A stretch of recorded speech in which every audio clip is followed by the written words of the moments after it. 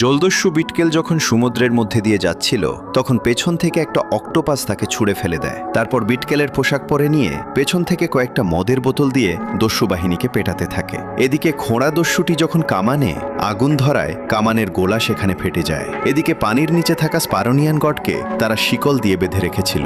স্পারোনিয়ান god সেগুলো ভাঙার চেষ্টা করতে থাকে। সমুদ্রের উপরে উঠে সামুদ্রিক প্রাণীগুলো যে যেভাবে পারছে দস্যুদের জাহাজে আঘাত করতে থাকে। অক্টোপাস কেভিন থেকে কয়েকটা বন্দুক নিয়ে দস্যুদের দিকে ছুটতে থাকে। দস্যুরা সবাই ভয়ে জাহাজের টাওয়ারের উপর উঠে পড়ে। টাওয়ার এত ভর নিতে না পেরে ভেঙে পানির তলায় চলে যায়। সেখানে কারেন্ট ফিস তাদের সর্ক মারে, তাদের নাক লাল হয়ে যায়। এদিকে কালো অক্টোপাসটি মাছের মুখে গোলা ঢুকিয়ে তার পাগুলো ব্যবহার করে হেলিকপ্টারের মতো উঠতে থাকে। মাছ মুখ থেকে গোলা জাহাজের দস্যুদের উপর ফেলে দেয়। সামুদ্রিক প্রাণীগুলো এখনও জাহাজে আক্রমণ চালাতে থাকে। এদিকে স্পারোনিয়ান গড শিকল ছেড়ে পানির নিচ থেকে উপর উঠে ত্রিশূল দিয়ে জাহাজকে বাঁধিয়ে ছুঁড়ে ফেলে দেয়। এরপর কি হয়েছিল দেখতে নিচের সাদা সাবস্ক্রাইব বাটনে ক্লিক করুন। সেখানে ভিডিওর পরের পার্ট দেওয়া আছে।